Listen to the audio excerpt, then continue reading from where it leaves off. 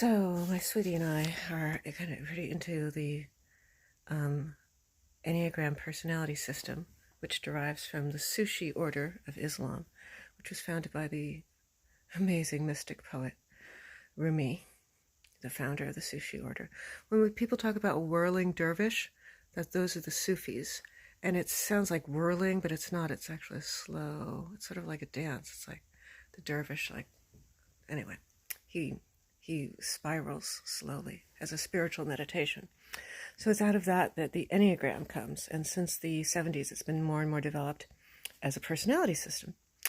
And I was thinking various thoughts with a lot of associative cortex action in there, meaning some sidebars, as one of my former couples therapists used to call my communication style. But getting back to the main avenue. How could I look good on camera? It's my endless preoccupation. Anyway, I was thinking about that, and I was remembering that it struck me that the Zach Efron, nice young actor's character in Neighbors 2, keeps saying, would that be like of value to you? Like he's very concerned with whether he can provide something, whether he can do anything for anyone that's of value to them. And I thought, why is it that word that he keeps using, value? He doesn't say of service. He says of value. And then I was like, oh, he's probably, in the terms of the Enneagram personality system, a type number 3, which is very kind of status-oriented and achievement-oriented. So he doesn't think about service like a type number 2 would think, or meaning like a type number 4 would think. He thinks about value like a type number 3 would think. And then I was like, well, of course he's an Enneagram type 3. In the first movie, he's cock of the walk and kind of an asshole and a dick at certain key points, like really pretty wantonly mean and destructive of other people's lives. But then by the end, he's sort of seen the error of his ways, and he befriends his former enemies. Anyway, so I wanted to share some of that with my sweetie while he was hopping in the shower. Hop, hop. At that point, he was just soaping up. Eventually, he was brushing his teeth, and he was like, white stuff coming out of his mouth. Reminds me of something. Usually that's my job. Anyway, so in the previous video, right after I lost the 64 videos, if you count, it's like 30 times my eyes go like that, which is, in my observation, a sign of trauma. It means a person's sort of trying to leave their body, or the processing is too overwhelming to maintain normal musculature, focused musculature. Containment. Anyway, so I went to talk to my sweetie about, here's an example of a likable 3. There are so few of them.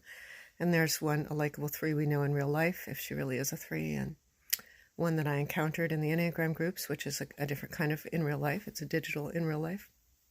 It's a remote in real life, because that's a real person out there, not just digits.